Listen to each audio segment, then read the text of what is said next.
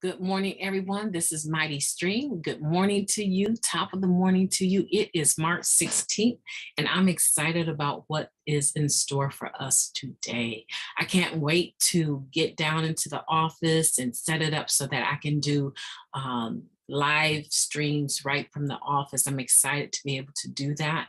Listen, I am Mighty Stream. If you haven't met me already, it's not like I have tons of followers yet, right? But if you haven't met me already, my name is Mighty Stream, and I'm with Hope Through Navigation, and I am introducing the Hood Recovery Services, right? And this Hood program, HOOD, that acronym stands for Hope Offered on Demand. You can reach me at recoveryofhope21@gmail.com, right up there at the top of the screen. You see that?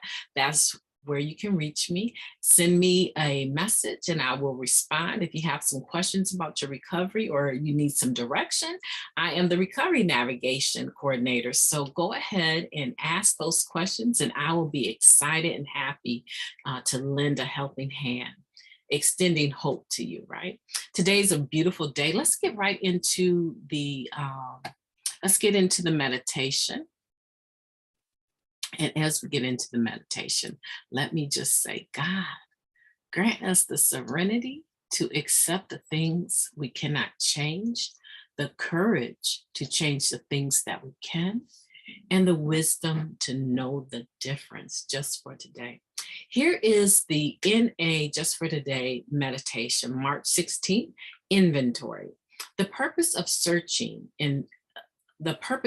a searching and fearless moral inventory is to sort through the confusion and the contradiction of our lives so that we can find out who we really are. Basic text, page 27. Using addicts are a confused and confusing bunch of people. It's hard to tell from 1 minute to the next what they're going to do or who they're going to be. Usually, the addict is just as surprised as anyone else. When we used, our behavior was dictated by the needs of our addiction.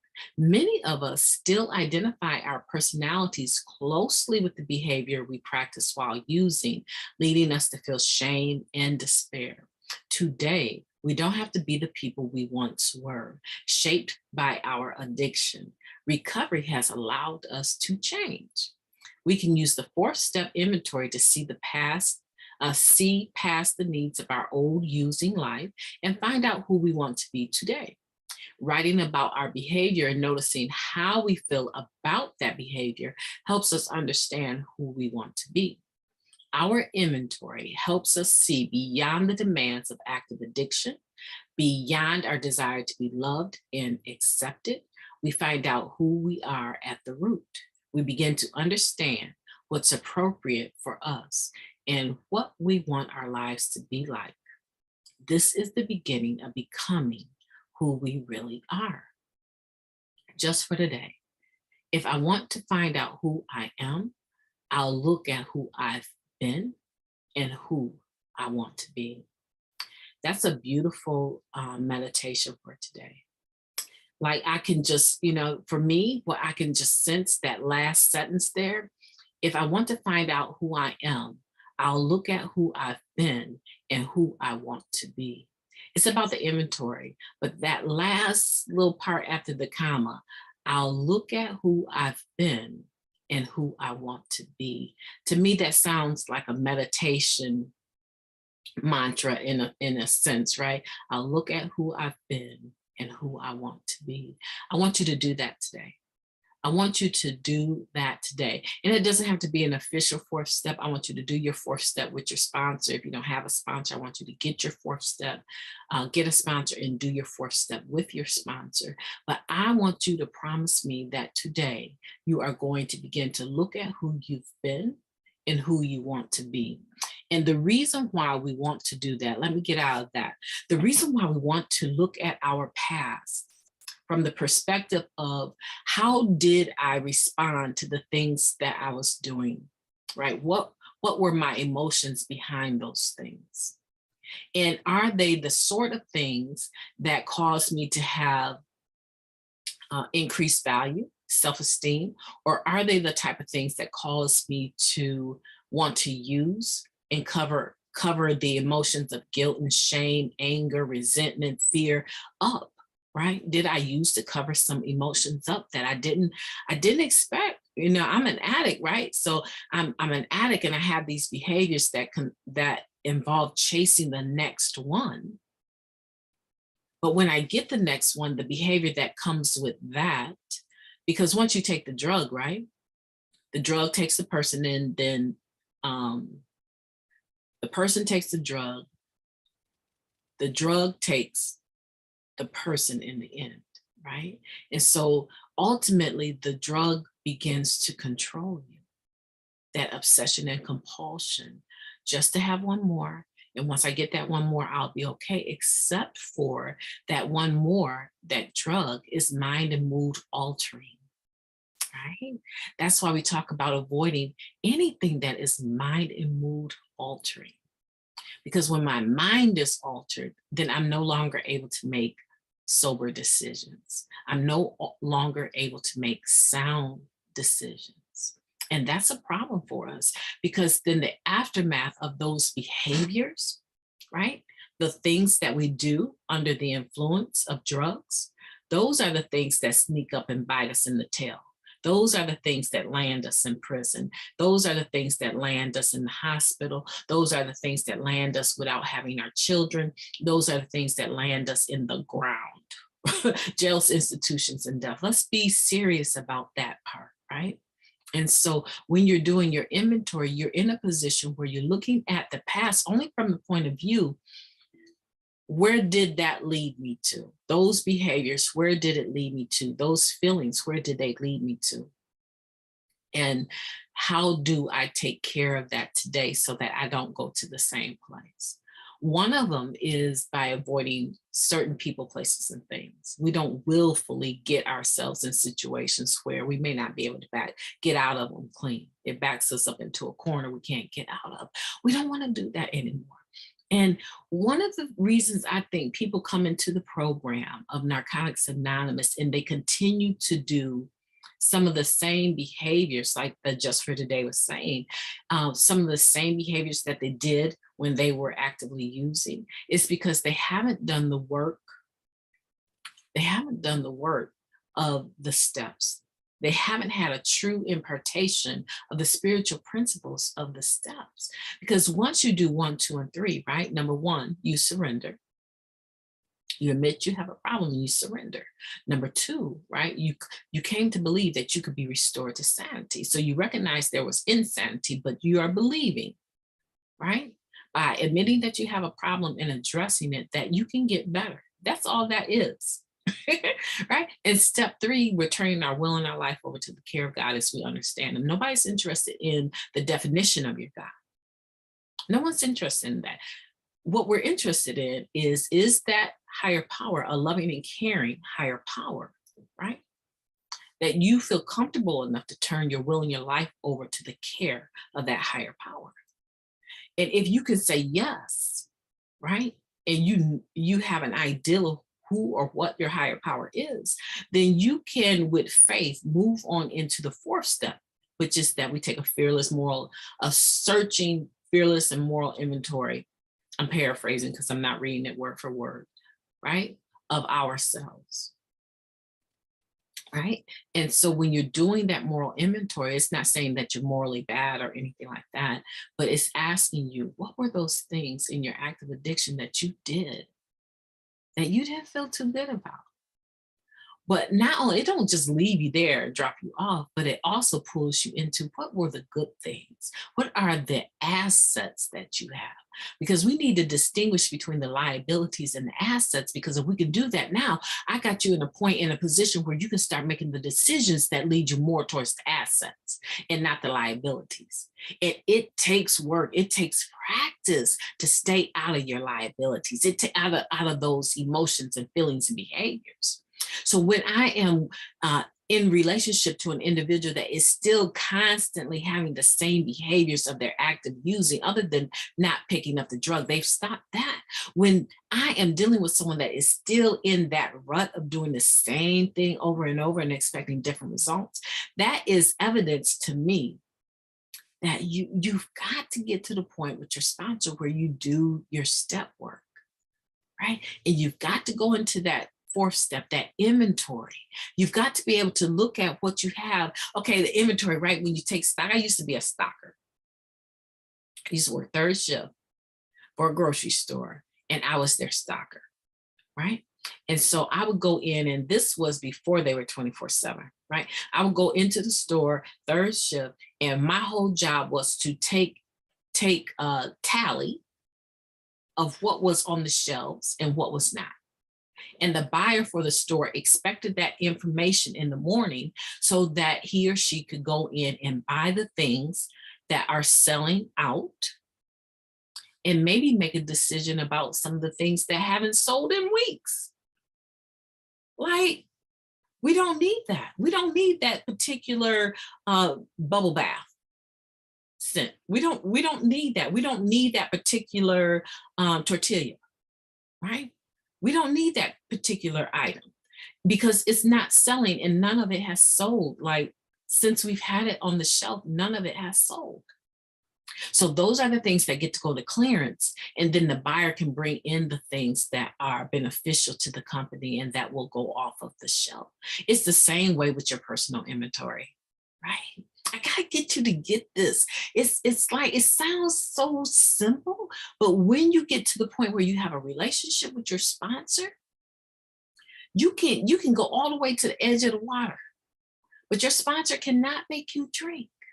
You have to do your fourth step, and only you can do it. And when you get done with it, your sponsor is loving and caring and will be there to help you guide you through that, to see what your liabilities are and what your assets are. What are these liabilities? What are these behaviors and ways of thinking? By looking at the past, you're able to see that they didn't fly off the shelf. They didn't get you relationships. They didn't get you friendships. They didn't get your children back. They didn't do, matter of fact, they helped you lose your kids, right? So when you look at your inventory and you see that none of that benefited me, this is stuff that is on my shelf of my life, of my heart, of my spirit, of my mind, that are not beneficial. I need to get rid of those. Or at least, right? Because when you get to the sixth and seventh step, we humbly ask God to remove these character defects from us, right? We became entirely ready. We became entirely ready to have God remove these defects of character. We humbly ask God to remove our shortcomings. Right? So it's 6 and 7 go together. But so what I'm saying is that at least in the fourth step, you are itemizing the stuff that's on the shelf that is not beneficial to you. And you are itemizing on the right hand the stuff that's right, the stuff that is beneficial to you. Does that make sense? I'm hoping I'm not patronizing anyone, right? I hope that I'm making sense to you and that you understand and that you receive it, because our word life is at stake. For us in recovery, if we take just one more, and with stuff being laced with fentanyl, they got marijuana laced with fentanyl now. Stuff being laced, right? You can get a bad batch and take a hit and be dead. No life insurance, no money in the bank because you've been using, right? Basically, we're just going to be one final blow to our family. It can be like that. You can pick up and get a bad batch and not wake up. Everyone thinks they got another use in them. You definitely probably have another use, because there's always an option, but you may not have another comeback. You may not have another recovery. And so what I'm trying to convey today from the Just for Today meditation is that you do your inventory. You figure out what the liabilities are and what the assets are, and you get rid of the stuff that you know you cannot use. And then the things that you can use, your assets, your kindness, your your generosity, your tenacity, your ability to show up on time, your non-judgmental attitude, these assets that you have, we want to build on them. We want to maximize those. And the job of your sponsor is to help you see which items were liabilities and which items were assets, right? It's really a beautiful experience. My first 4-step, I did it at We Grow with Love on Memorial Day weekend. I did it with a lady who was not my sponsor. I was having problems with my sponsor at the time. My sponsor and I had become friends without labeling it as friends. So we would sit at the hairdressers together, getting our hair done, gossiping. I knew everybody else's that were my sponsee's sisters. She would ask me what I thought she needed to do with them, right? It was just one big gossip party.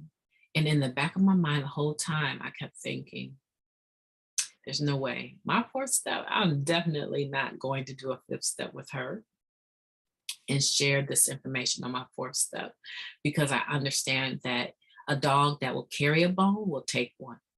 I understood very clearly if she is going to gossip about other sponsees and I know all of their gritty detail, then she will do the same thing with me. And so when I approached this woman, I had already met her the year before at the same retreat. It's in Milton, Indiana, and it's called We Grow with Love, and it's usually over Memorial Day weekend. I had met her before. You know what? Oh my goodness. I was just thinking her name is, I could tell her name. Her name is Gwen, right? I won't give you her last name or initial, right? Her name is Gwen. And I asked Gwen, between the one that I met her at and the next one, would she go over my 4th step with me? And she asked me, are you asking me to be your sponsor? I said, no, I'm not asking you to be my sponsor, but I know that I can go over my 4th step with anyone I trust. And I trust you. I don't want to be stuck because I don't know how to tell my sponsor right now that I don't want her to sponsor me anymore. And she was like, yes, I will honor that. And I thought it was going to be like the worst kind of grilling, right? I was going to share all this stuff. There were areas where I got really, really intense and emotional. And she said, let's take a break. And she gave me a hug or some feedback. And she said, let's take a break. Let's walk down to the lake. And we sit on, on the shore on the lake. I think at one point we even got in a rowboat, right? And she gently led me into my 4th step, my 5th step sharing, right? She used wisdom and she shared her own experience, strength and hope as needed. If she saw that I was feeling like I was unique, she shared her experience, strength and hope with me so I could have an understanding that I was not alone.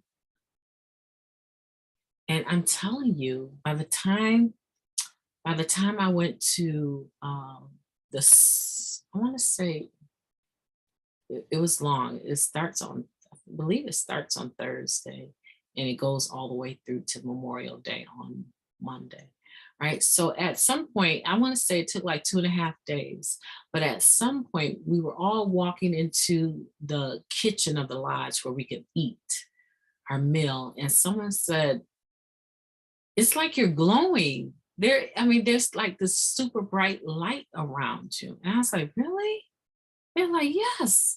I was like, I don't know why I've been doing my 4th step my fifth step with my sponsor all, not my sponsor, but doing my fifth step all weekend.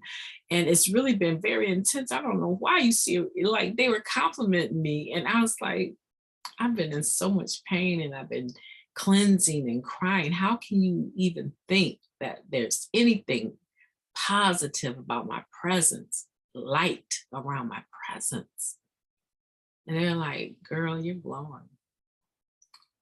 What you doing, keep on doing. Doing that fifth step is agreeing with you.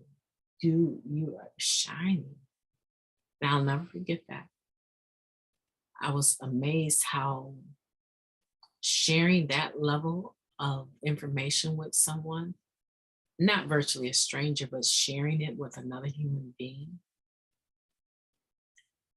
how it can lighten the weight that's on a person without them even really being aware of it. Other people noticed it before I noticed it. I couldn't believe it. And I want to encourage you to do the same, to get to the point where you have a sponsor and you can do your inventory with your sponsor, your fourth step. And your fifth step is when you're sharing it with them, right? So I hope that's helpful to you today. I have some things that I want to go take care of down at the R&R. I'm excited to be with you today.